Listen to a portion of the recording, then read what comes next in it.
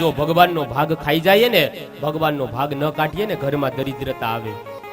આ ઉમરાની પૂજા લુપ્ત થઈ, આ સૂર્ય પૂજા લુપ્ત થઈ, આ ગૌગરા શ્વાન ભાગ ભગવાનનો ભાગ નીકળતો બંધ થયો ને, એના પરિણામ સમાજ બહુ માઠા ભોગવે છે. કહેવાનો હેતુ ઈ છે કે પેલામાં પેલો ભાગ ઈ ગાય માટેનો ભાગ કાઢવો જોઈએ. પણ આજ પરિસ્થિતિ ઈ થઈ કે વાડીએ જવાનું, ઓફિસે કામે ધંધે જવાનું, મોડું થતું હોય, ભાઈને કથા વાંચવા જવાનું મોડું થતું હોય, એટલે પેલી રોટલી પીરસાય ને સીધી આવે ભાઈની થાળીમાં. ગાયનો ભાગ ખાઈ ગયા, ભાઈઓ થઈ ગયા બધા ગાયું જેવા. ઘરમાં માથા ખૂબ મારે પણ ઘરમાં કાંઈ હાલે. તમે છાના મુના બેહારીઓ, તમને ખબર ન પડે, કારણ કે ગાયનો ભાગ ખાઈ ગયા. અને છેલ્લો ભાગ પછી કેનો કહેવાય? ઓલો વાડીએથી, કામે ધંધેથી, નોકરીએથી આવે ઘરમાં, હસે ઓછું ને ભસે જાજુ. આવું થાય ને એટલે ધીમેકથી કહેવાનું કે આજે છેલ્લો ભાગ ખવાઈ ગયો લાગે.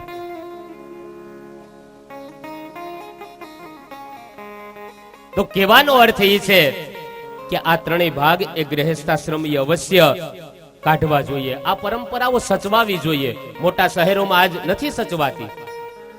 હમણાં એક બહુ મોટા શહેરમાં ભોજન લેવા ગયા ને, એટલે થાળ પીરસાઈ ગયો, જમવાનું બધું કમ્પ્લીટ, હરિહર કરવાની શરૂઆત. એટલે બેન ને સહજ પૂછ્યું કે બેન તમે ગૌગરાસ લઈ લીધું? એટલે કે ગોરબાપા ઈ ક્યાં મળે, વેલું કીધું તો 250 લઈ રાખત નહીં. કે અરે કીધું માતાજી બજારમાંથી ન લેવાનું હોય, આ રસોઈ તૈયાર કરી હોય એમાંથી જે ભાગ કાઢીને એને સમજાવવું પડે. પછી આજે આ પરંપરાઓ નીકળી ગઈ છે. પણ ભગવાનનો ભાગ કાઢવો જોઈએ. કહે છે મેં સાધુ સંતોને હું દરરોજ બ્રાહ્મણોની સેવા કરતો, એની પત્રાવલીમાં જે કાંઈ વધે એ પ્રસાદ તરીકે ગ્રહણ કરું, મારી બુદ્ધિ શુદ્ધ થાય. એક સમયે હે વ્યાસ એવી ઘટના બને છે કે મારી માં દાસી બ્રાહ્મણના ઘરે ગાય દોવા જતી હતી, અને એ સમયે સંધ્યાનો સમય, અંધારું છવાયેલું હતું. એક સર્પ ઉપર મારી માનો પગ આવે. જેવો જ પગ આવ્યો એ સર્પ મારી માને દંશ મારે. દંશ દીધાની સાથે જ મારી માનું મૃત્યુ થયું. અને એ સમયે મેં ભગવાનનો આભાર માન્યો કે હે ભગવાન, સારું થયું, હરિભજન કરવા માટે એક બંધન હતું ને, હે ભગવાન આજ તે છીનવી લીધું. હવે તો હું પ્રેમથી પ્રભુ સ્મરણ કરીશ. કારણ કે ભગવાનને ભજવા માટે એક બંધન હતું, માને સાચવવી પડે. દીકરાનું પેલું કર્તવ્ય છે કે માની સેવા કરવી, પછી સંતોની. એટલે માની સેવા કરવી એ બાળકનું પેલું કર્તવ્ય બની જાય. કારણ કે ભગવાનની પૂજા કરો, ભગવાનની સેવા કરો, એનાથી માં મળે કે નહીં ખબર નહીં, પણ માની સેવા કરવાથી ભગવાનને ધક્કા ખાવા પડ્યા. એ પ્રમાણ આપણી સંસ્કૃતિમાં છે. પંઢરપુરની અંદર જ્યારે પુંડલીક માની સેવા કરે અને સાક્ષાત ભગવાન પધાર્યા, કમાડ ખખડાવીને કે પુંડલીક હું સાક્ષાત ભગવાન તને દર્શન દેવા આવ્યો. પુંડલીકે કીધું થોડીક વાર ઉભા રહ્યો બાર, અત્યારે હું મારી માની સેવા કરું છું. વળી થોડો સમય વ્યતીત થયો, વળી કમાડ ખખડાવીને કીધું અરે પુંડલીક આવતો ખરા, હું સાક્ષાત વૈકુંઠમાંથી ભગવાને ધક્કો ખાધો તારી ન્યા. કહે કે કીધું ને થોડી વાર ઉભા રહ્યો, અત્યારે હું મારી માની સેવા કરું છું. અને છેલ્લી વખત એમ કીધું કે હવે હું થાકી ગયો. અને ત્યારે પુંડલીક ઈંટનો ઘા કરીને કે આલ્યો આની ઉપર બેસો, હું માની સેવા કરું, અત્યારે તમને નહીં મળી શકું. કહેવાનો અર્થ કે આજે પણ પંઢરપુરની અંદર વિઠ્ઠલનાથની મૂર્તિ ઈટ ઉપર આજે પણ ઉભેલી છે. કહેવાનો અર્થ કે ભગવાનની સેવા કરવાથી માં મળે કે નહીં, પણ માની સેવા કરવાથી તો ભગવાનને ધક્કા ખાવા પડે. કહે દાસીનો દીકરો કે એક માની સેવાનું કર્તવ્ય બંધન હતું હરિભજન કરવા માટે, એ પણ છૂટી ગયું. મેં ભગવાનનો આભાર માન્યો. વિચાર તો કરો, માં મરી ગઈ છતાં ઈશ્વરનો આભાર માન્યો. આનો અર્થ એ થાય કે ભગવાન જે સ્થિતિમાં રાખે ને એ સ્થિતિમાં હંમેશા આનંદમય રહેવું. જે હરિ કરશે એ મમ હિતનું, એ નિશ્ચય બદલાય નહીં. હું હરિનો, હરિ છે મમ રક્ષક, એ ભરોસો જાય નહીં. જીવનની અંદર સુખ આવે ત્યારે ભગવાનનો આભાર માને, એ તો સામાન્ય વૈષ્ણવ છે. પણ જ્યારે જીવનમાં કષ્ટ આવે, મુશ્કેલી આવે, સંકટ આવે, અને એવા સમયે જે ભગવાનનો આભાર માને ને એને શ્રેષ્ઠ ભક્ત કીધો છે.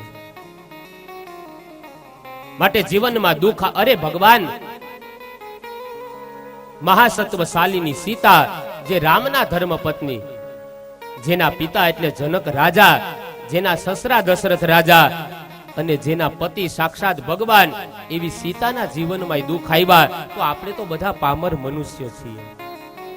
અને એટલા માટે કવિ કહે, દેવોને દુઃખ પડે માનવ શું કામ રડે, દેવોને દુઃખ પડે માનવ શું કામ રડે, દેવોને દુઃખ પડે માનવ શું કામ રડે, દેવોને દુઃખ પડે માનવ શું કામ રડે.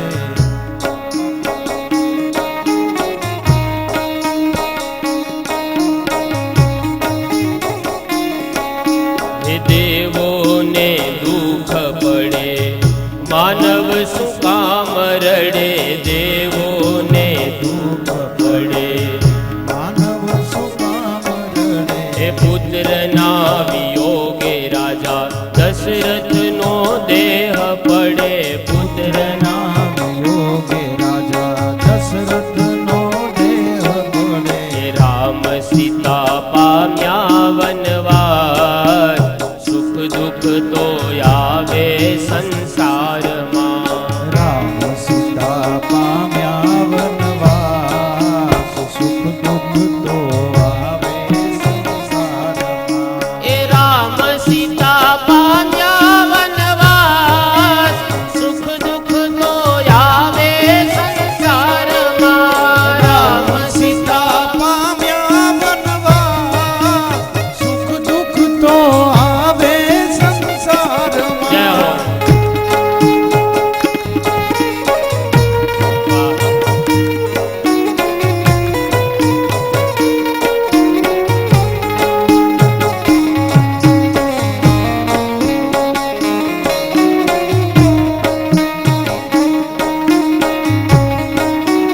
શ્રી રાધે.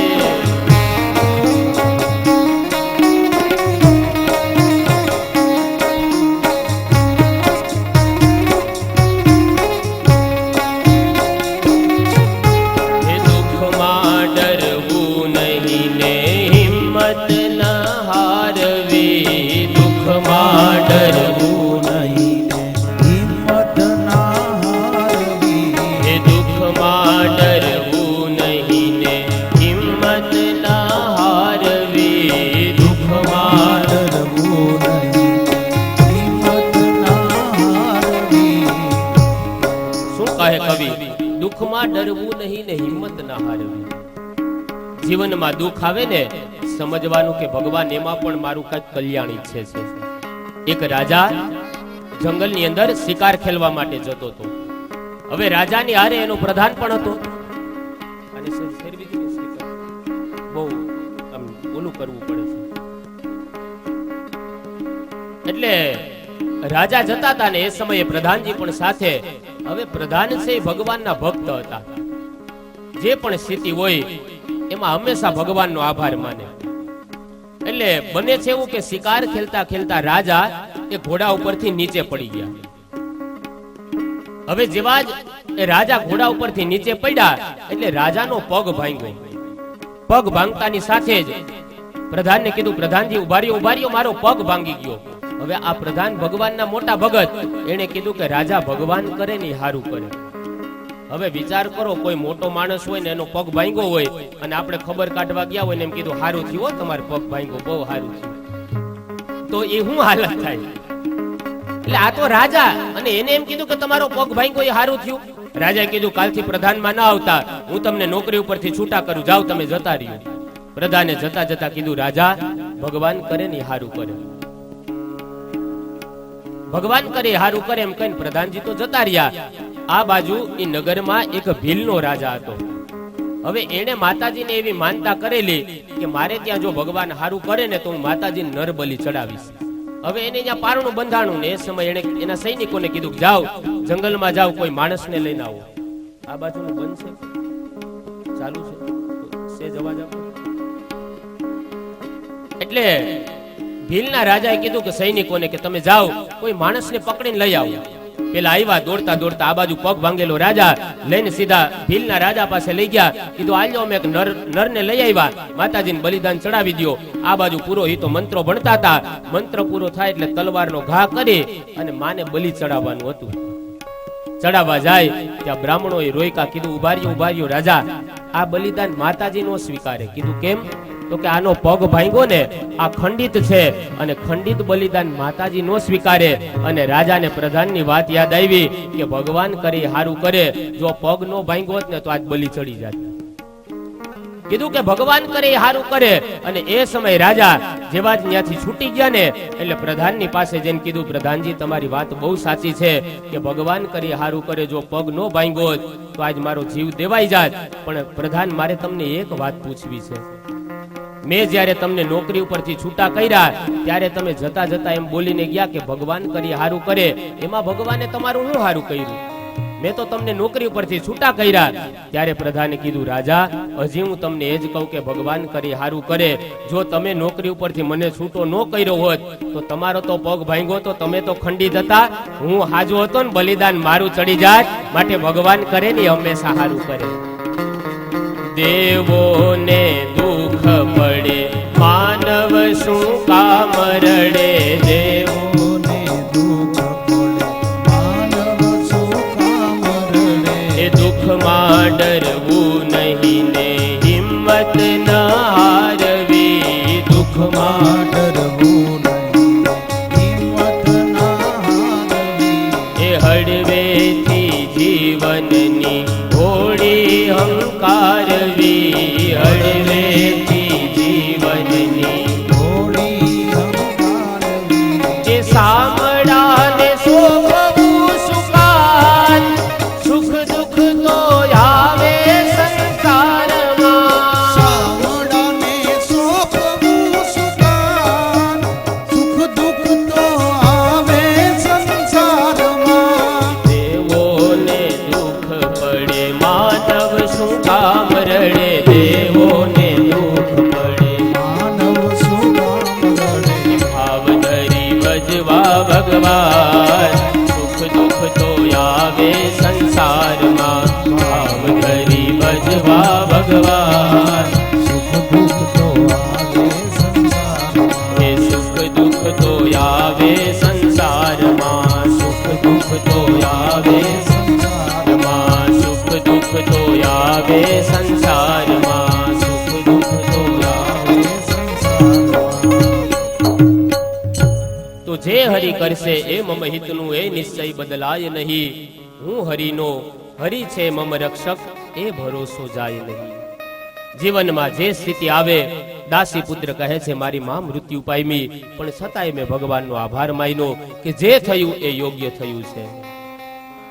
એક સમય એવી ઘટના બને છે કે સંતોએ મને મંત્ર આપ્યો. કહે છે આ મંત્રનું તું સતત રટણ કરજે અને એના દ્વારા તું ભગવાનને પ્રાપ્ત કરીશ. ઓમ નમો ભગવતે તુભ્યમ વાસુદેવાય ધીમહિ પ્રદ્યુમ્નાય અનિરુદ્ધાય નમઃ શંકર્ષણાય ચ. કહે છે આ મંત્રનો તું સતત રટણ કરજે, તને ભગવાનની પ્રાપ્તિ થશે. એક સમય હું દાસીનો દીકરો એ મંત્રનું રટણ કરતા કરતા જંગલમાં ગયો. જંગલની અંદર મનને સ્થિર કરી મંત્રનું જ્યારે રટણ કરતો હતો અને એ સમય સાક્ષાત ભગવાન બાલમ મુકુંદમ મનસા સ્મરામી, હૃદયની અંદર મને દર્શન થયા. થોડી વાર દર્શન આપ્યા, એ સ્વરૂપ અદ્રશ્ય થયું. આંખ ખોલી વિહવળ બન્યો ત્યારે આકાશમાંથી આકાશવાણી થઈ, હે દાસી પુત્ર તું ચિંતા ન કર, જ્યારે પ્રલય કાળ આવશે ત્યારે તારું વિગ્રહ એ ભગવાનમાં સમાઈ જશે અને બીજા કલ્પની અંદર જ્યારે સૃષ્ટિનો આરંભ થશે ને ત્યારે હે દાસી પુત્ર હવે તે સંતોને પ્રેમ આપ્યો, માની સેવા કરી, માને પ્રેમ આપ્યો, એટલા માટે થઈ અને હવે તું દેવનો દીકરો બનીશ. અને એક સમયે પ્રલય કાળ નજીક આવ્યો, તમામ સૃષ્ટિ ભગવાનમાં સમાઈ ગઈ. હું પણ એ ભગવાનની અંદર સમાઈ ગયો અને જ્યારે ભગવાને બીજા કલ્પમાં સૃષ્ટિનો પ્રારંભ કરે ત્યારે બ્રહ્માજીના એ 10મા માનસ પુત્ર તરીકે મારું અવતરણ થયું અને આજ હું દેવનો દીકરો ગણાનો. કારણ કે હે વ્યાસ, મેં સંતોની સેવા કરી, મેં માને પ્રેમ આપ્યો, મેં સંતોને પ્રેમ આપ્યો અને એ પ્રેમના કારણે થઈ અને મારી વૃત્તિ બદલાણી. દાસીના દીકરામાંથી આજ દેવદત્તમ ઇમામ વીણામ સ્વર બ્રહ્મ વિભૂષિતામ મૂર્છયિત્વા હરિકથામ ગાયમાના સરામ્યહમ. જ્યારે જ્યારે આ દેવદત્ત નામની વીણા વગાડું, પ્રભુનું કીર્તન કરું, ત્યારે ભગવાન મને દર્શન આપે છે. હે વ્યાસ, તમે ભલે અનેક પુરાણ, ઇતિહાસ, વેદ, શાસ્ત્ર બધાની રચના કરી, પણ જ્યાં સુધી તમે પ્રેમ શાસ્ત્રની રચના નહીં કરો ને, ત્યાં સુધી લોકોની વૃત્તિ નહીં બદલાય.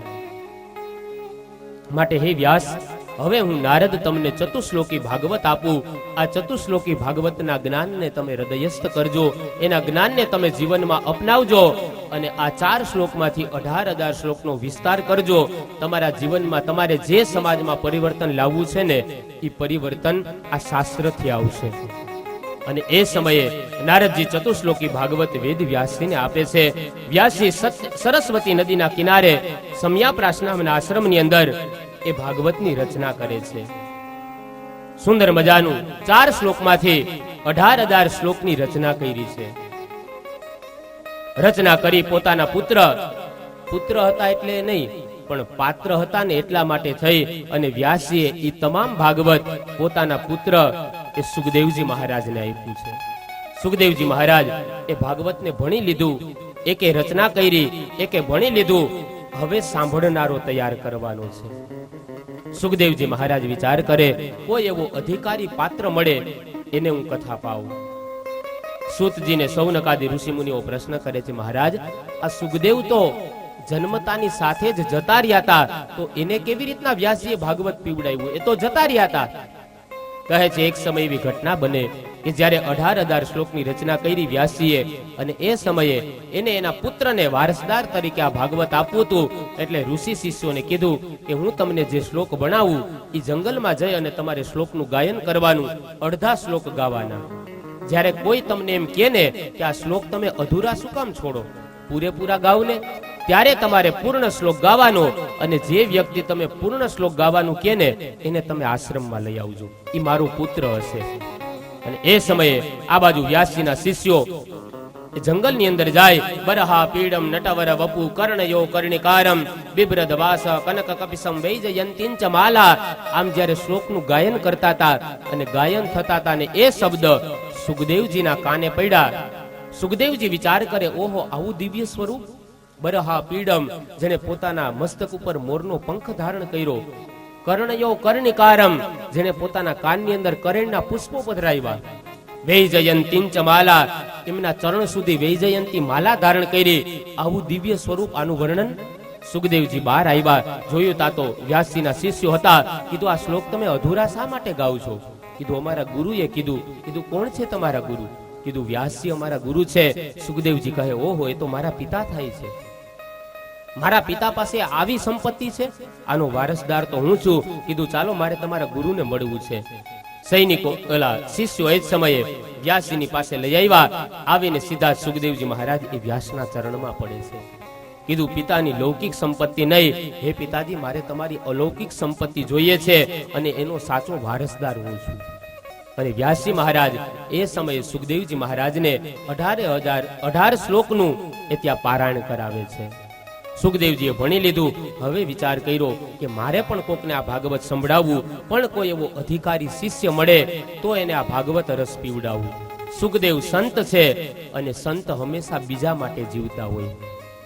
સંસારને છોડ્યા પછી સંસારીઓની જે ચિંતા કરે ને એને સાચા સંત કહેવાય, એને સાધુ કહેવાય. આખા ગામનું ખાધું એને ન કહેવાય સાધુ, પણ જે જગતની ચિંતા કરે, જે ગામની ચિંતા કરે, એ સાચો સંત છે.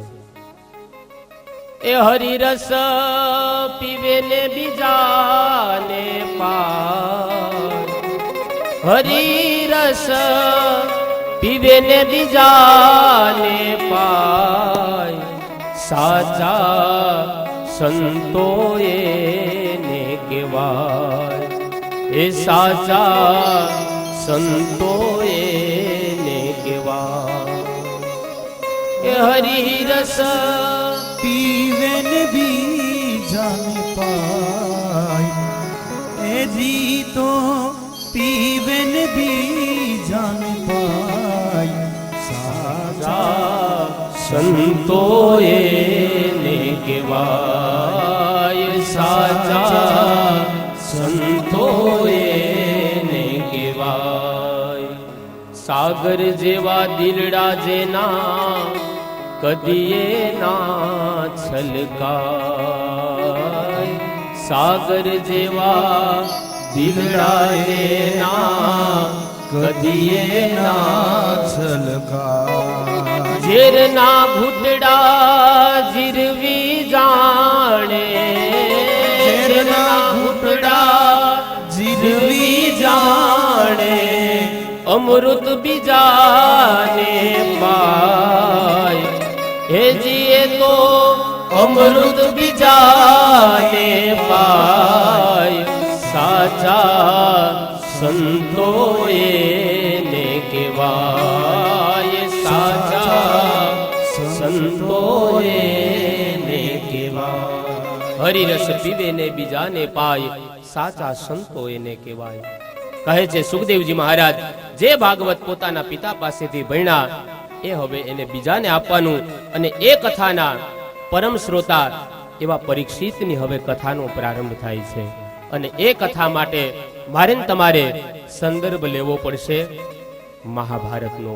અહીંયાથી સંક્ષિપ્તની અંદર થોડું એ મહાભારતનું વર્ણન છે. એ કથાને લેતા પહેલા જે કાંઈ વ્યવસ્થાપકો દ્વારા જે કાંઈ વ્યવસ્થા કરવામાં આવી છે એ ક્રમ લઈ અને ત્યાર પછી આપણે ફરી પાછા કથાની અંદર જોડાશું. તો જે કોઈ સ્વયંસેવકો કે જે પરિવારના હાજર છે એ ફટાફટ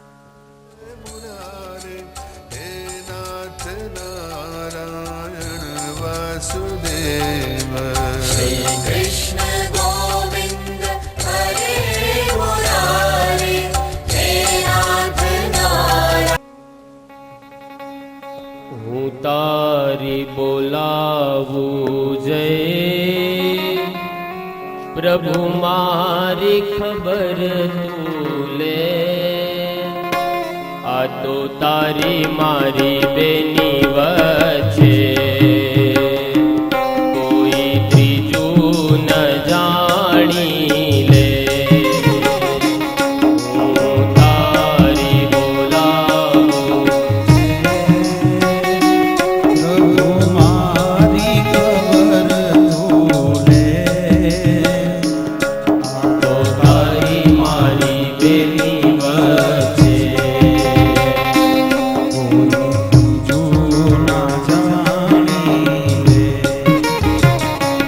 મારી ભક્તિ અવિચળ રે, જો તું સંગાથે રહે, મારી ભક્તિ અવિચળ રે, જો તું સંગાથે રહે, મને તારો ઈશારો દે, તારી વાતો કોને કહું, મને તારો ઈશારો દે, તારી વાતો કોને કહું, મને પાગલ બનાવ્યો તે, તારું શરણ સ્વીકાર્યું મેં, મને પાગલ બનાવ્યો તે, તારું શરણ સ્વીકાર્યું. હું તારી બોલાવું જય પ્રભુ મારી ખબર તું લે, આ તો તારી મારી બેની વચ્ચે કોઈ ત્રીજું ન જાણી બોલાવો છે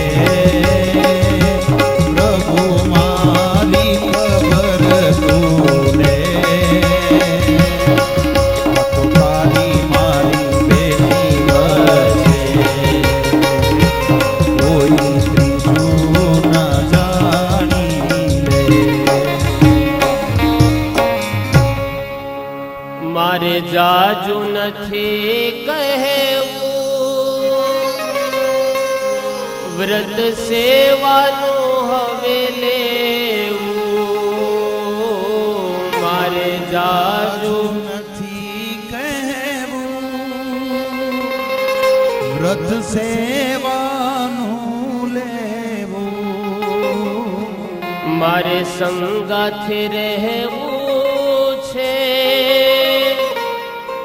મને ભાવે તેવું છે, મારે સંગાથે રહેવું છે, મને ભાવે તેવું છે, પડે કષ્ટ તે સહેવું છે, કોઈને ના કહેવું છે, પડે કષ્ટ તે સહેવું છે, કોઈને ના કહેવું છે. હું તારી બોલાવું જય, પ્રભુ મારી ખબર તું લે, આ તો તારી મારી બેની વચ્ચે કોઈ ત્રીજું ન જાણી લે, કોઈ ત્રીજું ન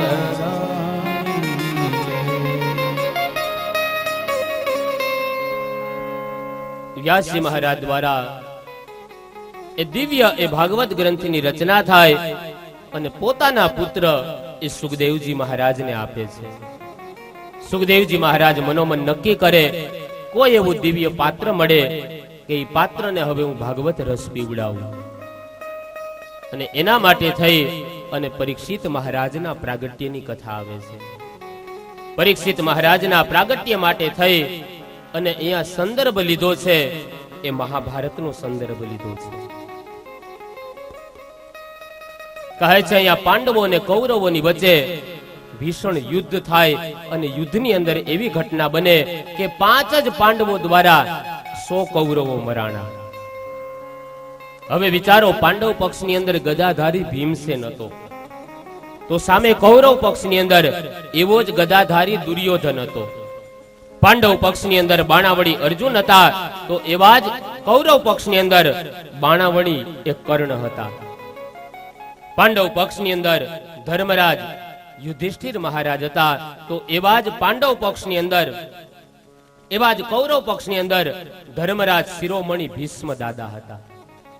કૌરવોની અને પાંડવોની આ બંનેની સેના એક સમાન હતી. દુર્યોધન જ્યારે આખી નારાયણી સેના માગે છે ને, ત્યારે ભગવાન શ્રી કૃષ્ણ કહે છે, અર્જુન તે માત્ર ને માત્ર મને એકલાને માગ્યો, આ તારી હાર નિશ્ચિત છે. આ દુર્યોધન આખી નારાયણી સેના લઈ ગયો, હાર નિશ્ચિત હે તેરી, તું હરદમ રહેગા ઉદાસ. માખન દુર્યોધન લે ગયા, કેવલ છાસ બચી તેરે પાસ. હે અર્જુન, આ તે શું માગ્યું? આ દુર્યોધને આખી નારાયણી સેના માગી લીધી. ત્યારે અર્જુન હસતા હસતા કહે, જીત નિશ્ચિત હે મેરી, દાસ હો નહીં सकता उदास. माखन लेकर क्या करूं जब माखन ચોર હે મેરે પાસ. અર્જુન કહે છે, માખણ લઈને શું કરવું? માખણને ચોરવા વાળો કૃષ્ણ મારા પક્ષમાં છે. અને કહેવાય છે કે 100 કૌરવો એ 5 જ પાંડવોની સામે હારી જાય છે. એનું એક કારણ એ છે કે પાંડવ પક્ષની અંદર ભગવાન એ સાક્ષાત કૃષ્ણ હતા. એક સમયે દેવર્ષિ નારદ એ દુર્યોધનની પાસે જઈને કહે છે કે દુર્યોધન, દેવર્ષિ નારદ દુર્યોધનને જઈને કીધું કે તમે યુદ્ધનું એલાન તો કર્યું, પણ તમારી પાસે કોઈ એવું પાત્ર ખરું કે તમે યુદ્ધ જીતો? કહે છે, પાંડવ પક્ષની અંદર બાણાવળી અર્જુન છે. દુર્યોધન કહે છે, દેવર્ષિ ચિંતા ન કરો, અમારા પક્ષની અંદર બાણાવળી કર્ણ છે, જે સારી રીતે બાણનું યુદ્ધ જાણી શકે. નારદજીએ કહ્યું, પણ પાંડવ પક્ષની અંદર ગદાધારી ભીમસેન છે. દુર્યોધન કહે છે, દેવર્ષિ ચિંતા ન કરો, ભીમસેન કરતા ગદા યુદ્ધ હું સારું જાણું છું. નારદજી કહે છે દુર્યોધનને, પણ તમારી પાસે કોઈ એવું સબળ પાત્ર છે કે જે પાંડવોના પક્ષની અંદર ન હોય અને જેના કારણે તમે યુદ્ધ જીતી જાઓ? દુર્યોધને હસતા હસતા કીધું, હા દેવર્ષિ,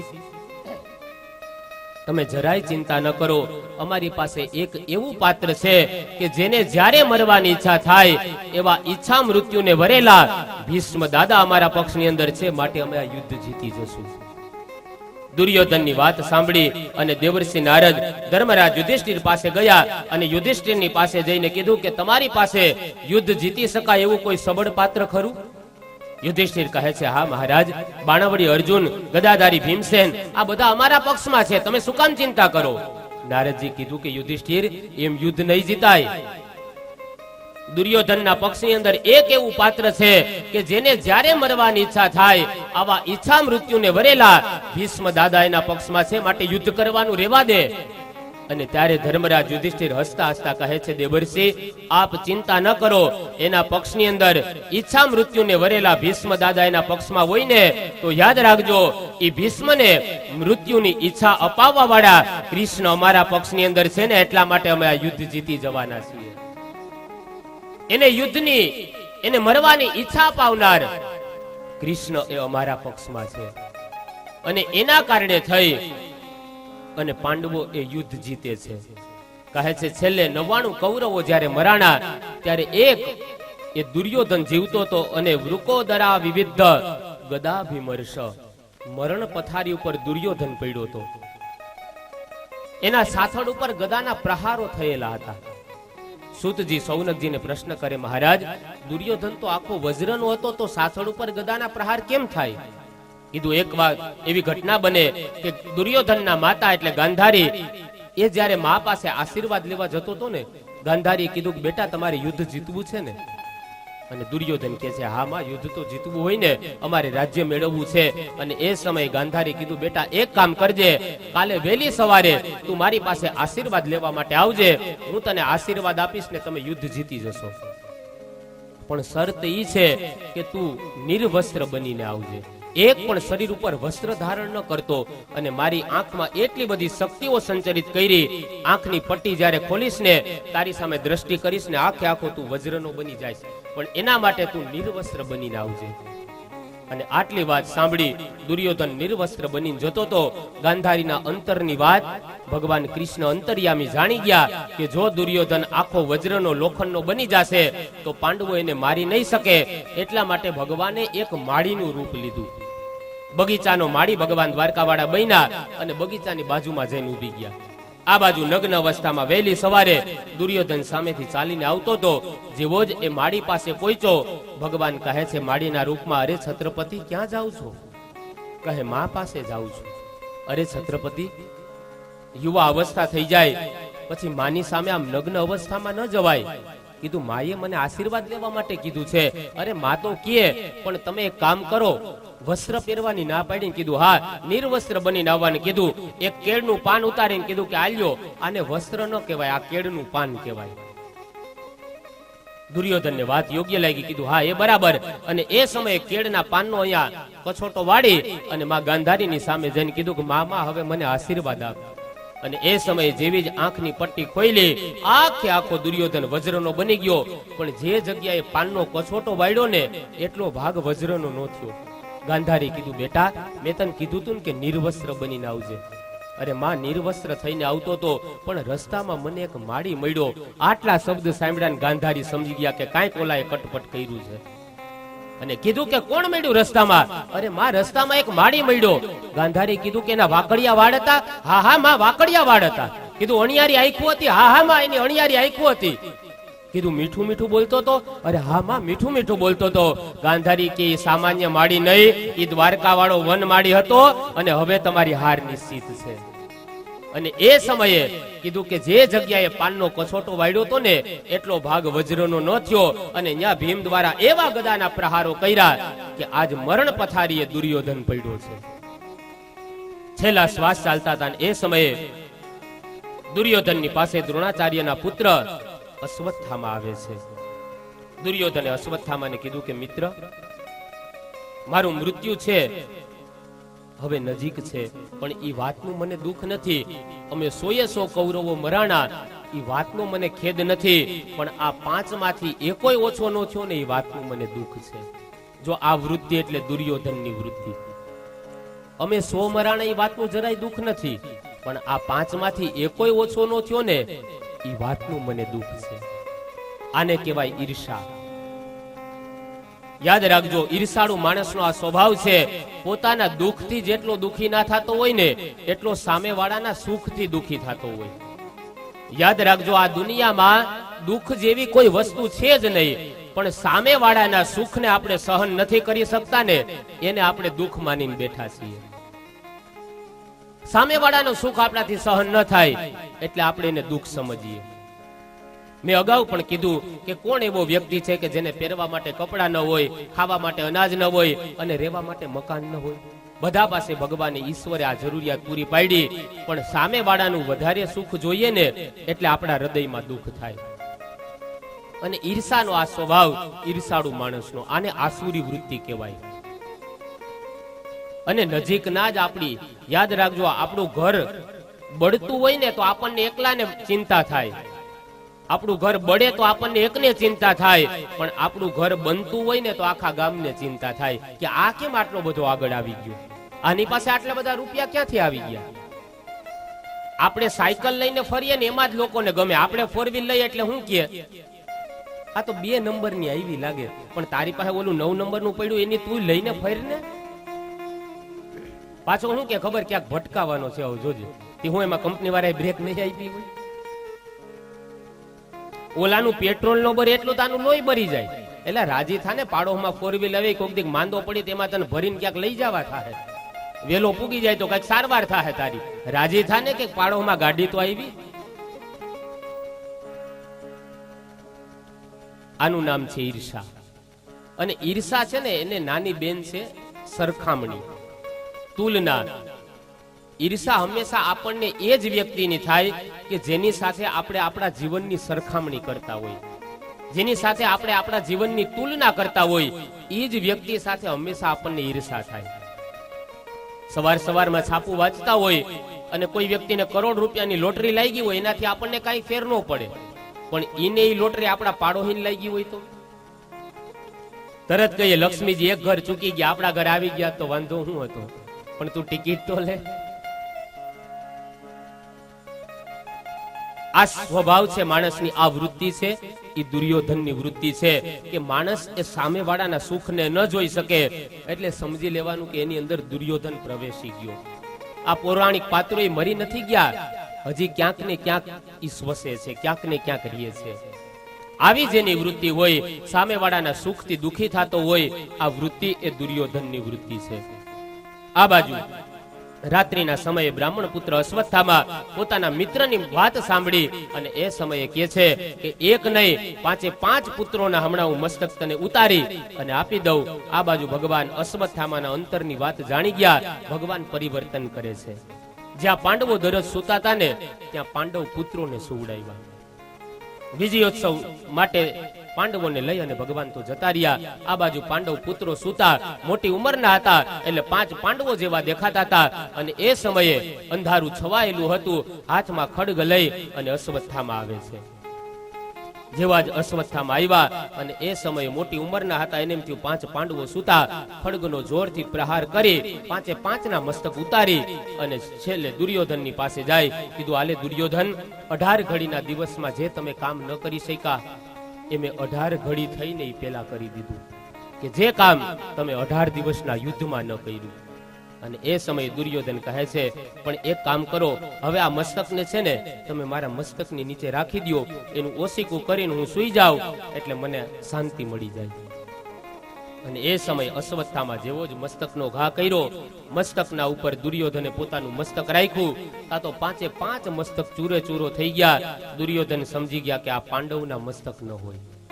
જો પાંડવનું મસ્તક હોય ને તો ભીમનું મસ્તક આવી રીતના ક્યારેય ચૂરે ચૂરો ન થાય. આમાં કાંઈક કપટ થયું છે. ફાનસ પ્રગટાવ્યો, અજવાળું કરીને જોયું, તા તો 5 પાંડવ પુત્રો હતા. દુર્યોધનને એ જ સમયે શોક લાગ્યો. શોકમાં ને શોકમાં દુર્યોધનનું મૃત્યુ થયું. અશ્વત્થામાએ સમજી લીધું કે હવે મારે જો મૃત્યુથી બચવું હોય ને તો અહીંથી ભાગવું પડશે. આ બાજુ સવારે પ્રાતઃકાળનો સમય થયો. પાંડવો ભગવાન શ્રી કૃષ્ણ બધા વહેલા જાગે, સંધ્યા વંદન કર્યા. 5 પુત્રો જાગ્યા નહીં. અને દ્રૌપદી એ સમયે છાવણીમાં જઈને જોવે તા તો લોહીના ખાબોચિયામાં 5 મસ્તક વગરના ધડ પડેલા જોયા. આખી છાવણીમાં હાહાકાર થયો. અરે રે, 5 પુત્રોનો હત્યારો કોણ છે? વિચાર તો કરો. કોઈ જનેતા હોય અને એના દીકરાને કોઈ ટાપલી અડાડે તોય ઈ માં રહી ન શકે. 5 મસ્તક વગરના ધડ જોયા હશે. ઈ માને કેવડી વેદના થઈ હશે. અને એ સમયે ત્યાં દોડતા દોડતા ભગવાન શ્રી કૃષ્ણ આવે અને વિચાર કર્યો, અરે રે, 5 પુત્રોની હત્યા. દ્રૌપદી એકદમ વિહવળ બન્યા. ભગવાન શ્રી કૃષ્ણ એને આશ્વાસન આપે છે. દ્રૌપદી કહે છે, પ્રભુ, મારા 5 પુત્રો મરાણા એ વાતનું મને દુઃખ નથી, પણ દુઃખ મને એ વાતનું છે કે મારા 5 પુત્રો એ મરણ પથારીમાં મરાણા. કમસે કમ જીવતા હોત, કમસે કમ જાગતા હોત ને મર્યા હોત ને તો તમારું સ્મરણ કરતા કરતા મરત ને તો એને સદગતિ થાત. આ નિદ્રા અવસ્થામાં મર્યા, માટે નિશ્ચિત આ મારા બાળકોની અસદગતિ થઈ હશે. અને એ સમયે કહે છે, દ્રૌપદી, આપ ચિંતા ન કરો. ભગવાન 5 ધડની સામે એવી દિવ્ય દ્રષ્ટિ કરી કે 5 પુત્રોને અલૌકિક ગતિ આપે છે. આ દ્રૌપદી ભક્ત માં છે. પોતાના બાળક મરાણા એ વાતનું એને દુઃખ વ્યક્ત નથી કર્યું, પણ માત્ર એટલું કીધું કે મરાણા એનો વાંધો નથી, પણ નિદ્રા અવસ્થામાં મર્યાને એટલે એની દુર્ગતિ થશે. આમાંથી શીખવાનું એ છે કે મારા ને તમારા જીવનને ઘાટ આપવા માટે થઈ અને ઈશ્વર આપણા ઉપર આવા દુઃખો નાખતા હોય. કોઈ સોનું હોય અને એને અલંકાર બનવું હોય ને તો સોનીની હાથની હથોડીથી એને ટીપાવાની તૈયારી રાખવી પડે. કોઈ બગીચાને સુંદર મજાનું ઉપવન બનવું હોય તો એને માડીના હાથની કાતરથી કપાવવાની તૈયારી રાખવી પડે. જિંદગી જીના આસાન નહીં હોતા, બિના સંઘર્ષ કોઈ મહાન નહીં હોતા. જબ તક ન પડે હથોડે કી ચોટ, પથ્થર ભી ભગવાન નહીં હોતા.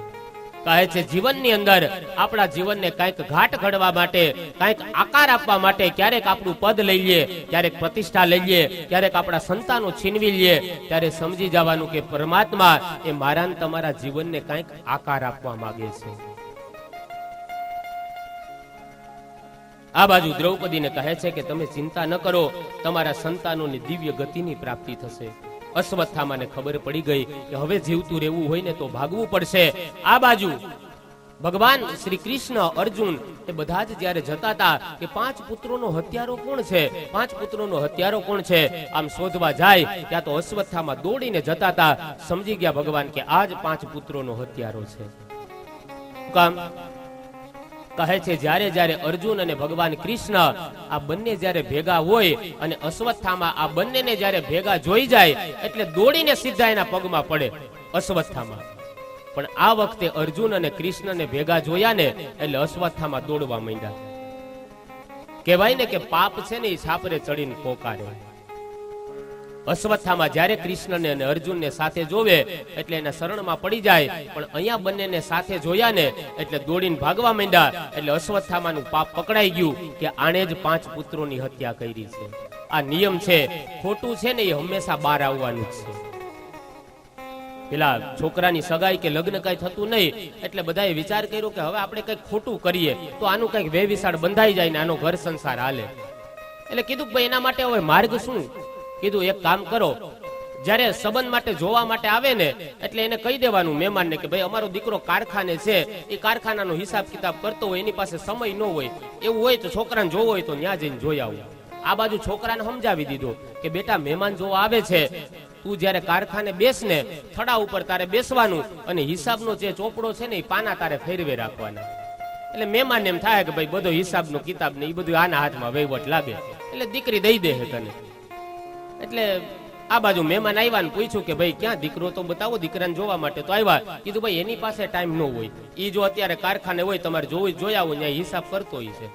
ઓહો, મહેમાન એમ થયું અરે કારખાનું છે આ લોકોને, તો હાલો હાલો જોવા જાય. આ બાજુ તો બાબરી પાડીને બેઠો તો ઈન બીન મારી થડા ઉપર એક પછી એક પાના ફેરવતો હતો. હવે પાના ફેરવતા ફેરવતા જે હિસાબના પાના હતા ને એ પૂરા થઈ ગયા ને કોરા પાના આવ્યા. એટલે છોકરો હવે હતો થોડોક મંદબુદ્ધિનો, એટલે એના પપ્પા આવ્યા ટાણે જ. એને પૂછ્યું, મહેમાનને ભેગા લઈ આવ્યા એટલે કીધું પપ્પા આ હિસાબના ભરેલા પાના પૂરા થઈ ગયા, હવે કોરા આવ્યા, હવે ફેરવું કે મૂકી દઉં? મહેમાને કીધું કે હિસાબે આજ રાખતો હોય છે ને લાખનું ફૂલે કોઈ હાથ ફેરવતો હોય છે. પાપનો આ સ્વભાવ છે કે એ છાપરે ચડીને પોકારે. અશ્વત્થામા દોડીને ભાગ્યા ને સમજી ગયા ભગવાન કૃષ્ણ કે આજ 5 પુત્રોનો હત્યારો છે. અને એ સમયે ગાંડીવધારી અર્જુન પ્રતિજ્ઞા લીધી કે 5 પુત્રોના હત્યારાને સૂર્યાસ્ત સુધીમાં હું હત્યા ન કરી નાખું તો હું પણ ગાંડીવધારી અર્જુન ન કહેવાય. પ્રતિજ્ઞા લેવાઈ ગઈ. આ બાજુ રથ તૈયાર કર્યો. અશ્વત્થામા રથની અંદર જાય અને એ સમયે અર્જુનજી પણ વાયુ વેગે ચાલતા રથની અંદર બેઠા. આ બાજુ અશ્વત્થામાના મૃત્યુ અને જીવનની વચ્ચે બહુ થોડું અંતર હતું અને બચવાના છેલ્લા ઉપાય તરીકે અશ્વત્થામા બ્રહ્માસ્ત્રનો ઉપયોગ કરે છે. પણ બ્રહ્માસ્ત્ર છોડતા આવડે, પાછું બ્રહ્માસ્ત્રને વાળતા નથી આવડતું. અર્જુન ગુરુ કૃપાથી બંને વિદ્યા જાણતા હતા. અશ્વત્થામા એ જ સમયે બ્રહ્માસ્ત્ર છોડ્યું. છોડતાની સાથે જ અશ્વત્થામાના બ્રહ્માસ્ત્રના અગ્નિથી બળતા અર્જુન ભગવાનના શરણમાં આવીને કહે છે, પ્રભુ આ શેનું તેજ મને બાળે છે? કહે છે, અર્જુનજી ચિંતા ન કરો, અશ્વત્થામાને માત્ર બ્રહ્માસ્ત્ર છોડતા આવડે, વાળતા નથી આવડતું. ગુરુ કૃપાથી તમે બંને વિદ્યા જાણો છો. એક કામ કરો, બ્રહ્માસ્ત્રની સામે તમે બ્રહ્માસ્ત્ર છોડી અને બંનેને પાછા વારણ કરી લ્યો. અને એ સમયે સરસંધાન કર્યું. બ્રહ્માસ્ત્રની સામે બ્રહ્માસ્ત્ર છોડ્યું, બંનેને વારણ કરી લીધા. આ બાજુ દોડી અને અશ્વત્થામાને પકડે છે. એકદમ મજબૂત દોરડાથી બાંધી અને દ્રૌપદીની પાસે લઈ આવ્યા. કીધું કે આ 5 પુત્રોનો હત્યારો છે, બોલો આને શું સજા કરું? અને એ સમયે જેવા જ દ્રૌપદી અશ્વત્થામાની સામે જોયું અને કહે છે, ઉવાચ ચાસહંત્યસ્ય બંધનામ નયને સતી મુચ્યતામેશ બ્રાહ્મણો નિતરામ ગુરુ. કહે છે, હે આર્ય, આ તમે શું કરો છો? આ અશ્વત્થામા બ્રાહ્મણનો દીકરો છે. બ્રાહ્મણના પુત્રને આવી રીતના બંધન ન કરાય, બ્રાહ્મણના દીકરાને બંધન કરાય. આ તમે કયા ભવે છૂટશો? મુચ્યતામ કહે, તમે આને મુક્ત કરી દો. એક વખત નથી કીધું, 2 વખત કીધું. મુચ્યતામેશ બ્રાહ્મણો નિતરામ ગુરુ. આ બ્રાહ્મણનો દીકરો છે, તમે આને છોડી દો. છોડી મૂકવાના દ્રૌપદી અહીંયા 4 કારણો બતાવે. કહે, એક તો બ્રાહ્મણનો દીકરો છે, બીજું કીધું નિતરામ ગુરુ, આપણા ગુરુનો પુત્ર છે અને ગુરુની ગેરહાજરીમાં ગુરુનો દીકરો એ સાક્ષાત ગુરુ સમાન કહેવાય, માટે આ ગુરુ સ્વરૂપે છે, માટે આને મુક્ત કરી દો.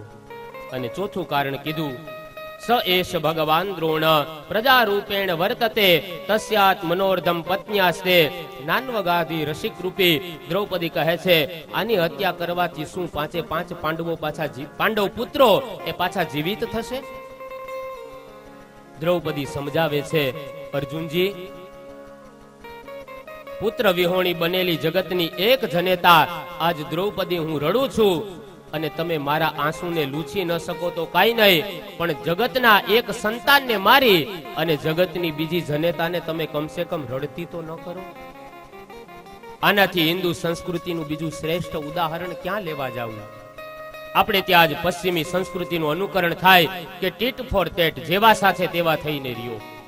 યાદ રાખજો, આ સનાતન સંસ્કૃતિના આપણે વારસદારો. આપણે જેવા સાથે તેવા નહીં, જેવા છીએ ને તેવા રહેવાની સંસ્કૃતિ છે.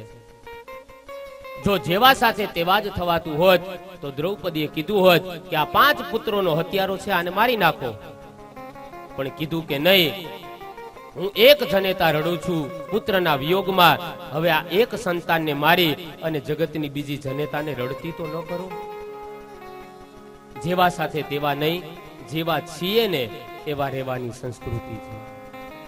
કોઈ વ્યક્તિ આપણને ગાળ દે એટલે સામે શું આપણે ગાળ દેવાની? કોઈ આપણને અપશબ્દ બોલે તો શું આપણે અપશબ્દ બોલવાનું? યાદ રાખજો, સામેવાળો વ્યક્તિ જ્યારે આપણને ગાળ દે ને, એ ગાળ નથી દેતો, એનો પરિચય આપે છે કે હું આવો છું, મારું કુળ આવું છે. જેવા સાથે તેવા નહીં, જેવા છીએ ને તેવા થઈને રહીએ. આજ દ્રૌપદી 5 પુત્રોના હત્યારાને છોડી મૂકવાનું કહે છે, કારણ એને ખબર છે કે હું સ્ત્રી છું અને સ્ત્રીની વેદના, સંતાનને ગુમાવવાનું દુઃખ એક માને કેટલું હોય ને એની મને ખબર છે. આનું નામ કહેવાય સહનશીલતા. દ્રૌપદી જાણતા હતા કે દીકરા ગુમાવવાનું દુઃખ શું હોય, મેં તો 5 ગુમાવ્યા, હજી મારે મારા પતિનો તો આધાર છે, પણ આની માં કૃપી ગૌતમી એ દીકરાના આધારે જીવે છે. એનો પતિ તો યુદ્ધની અંદર મરાણો, અને જો હવે દીકરો પણ મૃત્યુ પામશે તો આની માને કોનો આધાર મળશે? આ એક સ્ત્રી છે ને, એ બીજી સ્ત્રીની વેદનાને સમજવી જોઈએ. આજ સમાજમાં પરિસ્થિતિ ઈ થાય, લગ્નને થાય 2, 5, 6 મહિના થાય એટલે નવી આવેલી વહુ ક્યારેક એમ કે આપણે નોખા રહેવું છે, મને નહીં ફાવે. યાદ રાખજો, જ્યારે ઘરમાં આવેલી વહુ એમ કે મારે નોખું રહેવું, ત્યારે માત્ર એને એટલો વિચાર કરવાનો કે મારા ભાઈ ને ભાભી મારા ઘરડા મા બાપથી જુદા પડે, અને ઈ મા બાપને જે તકલીફ થાય ને ઈ જ તકલીફ આ ઘરડા મા બાપને થાય. એક વસ્તુ યાદ રાખજો, જ્યારે નોખા થવાનો વિચાર આવે ને, આવા ધોમધકતા તડકાની અંદર કોઈ માણસ છાંયના નીચે બેઠો હોય અને છાંયો છીનવી લેવાનું જેટલું પાપ લાગે ને, એટલું જ પાપ એક ઘરડા મા બાપ પાસેથી એનો દીકરો છીનવી લેવાનું લાગે. માટે એક સ્ત્રી એ બીજી સ્ત્રીની વેદનાને આજ સમજતી થવી જોઈએ. સાસુ ક્યારેક વહુની વેદના ન સમજે, વહુ ક્યારેક સાસુની વેદના ન સમજે, અને એના માટે થઈ અને પછી ઘરની અંદર ઝઘડાઓ થાય. આજ સ્ત્રીનો દુશ્મન ઘરમાં જેટલો સ્ત્રી પુરુષ નથી ને, એટલો ઘરમાં સ્ત્રીનો દુશ્મન આજે સ્ત્રી બનીને બેઠી છે. કહેવાનો અર્થ કે એક સ્ત્રી છે ને, એ બીજી સ્ત્રીની વેદનાને સમજતી થવી જોઈએ. આજ પરિણામ એ આવ્યું છે કે દીકરી અને ભાવનાત્મક સંબંધો તૂટતા ગયા. હૃદયાત્મક જે હૃદયના સંબંધો છે ને એ તૂટી ગયા. દીકરી માં સાથે હૃદયથી જોડાયેલી હોય, ભલે 500 કિલોમીટર એ માનું ઘર છોડીને દૂર રહેતી હોય, 500 કિલોમીટર દૂર હોય, પણ છતાંય હૃદયથી જોડાયેલી હોય ને, એટલે માને દીકરીમાં એક પણ અવગુણ ન દેખાય. અને જે વહુ 500 કિલોમીટર થી બધાને છોડીને આવી હોય, પારકાને પોતાના દૂધમાં સાકર ભળે એમ ભળી જાય, અને એની અંદર અનેક સદગુણ હોય, પણ છતાં એના સદગુણ ન દેખાય, એમાં જે દુર્ગુણ હોય ને એ તરત પકડે. શું કામ? કે હૃદયના સંબંધ નથી ને એટલે. અને દીકરી સાથે હૃદયથી જોડાયેલી હોય. નથી પેલા એક બેનને દીકરા દીકરીના લગ્ન થયા એટલે બંને બેનપણી ભેગી થઈ, એટલે સામેવાળા બેને કીધું કે બેન તમારા દીકરાના લગ્ન થયા, વહુ કેવી મળી તમને? ગાડા જેવડો નિહાકો નાખીને કીધું, અરે રે પૂર્વ જન્મની અંદર કોણ જાણે એવા ક્યાં પાપ થઈ ગયા કે જોને આ દીકરાની વહુ 8 વાગ્યા પેલા ઉઠવામાં જ ન સમજે, 8 વાગે ઉઠે, મારે ઘરના બધા કામ કરવા પડે. કોણ જાણે પૂર્વના એવા ક્યાં પાપ થઈ ગયા. સામેવાળા બેને કીધું બેન એ બધું તો ઠીક, પણ તારે જે જમાઈ છે તારે દીકરી, એને કેવું ઘર મળ્યું એ તો કે? એટલે ઓલા બેન હરખા કીધું, અરે રે દીકરીને તો એ બહુ સારું હાહરવેલ મળી ગયું, ત્યાં તો એ કામ કરવા વાળા કામ કરી જાય, અને જમાઈ ચા લઈને જાય ને ત્યારે તો મારી દીકરી 8 વાગે ઉઠે.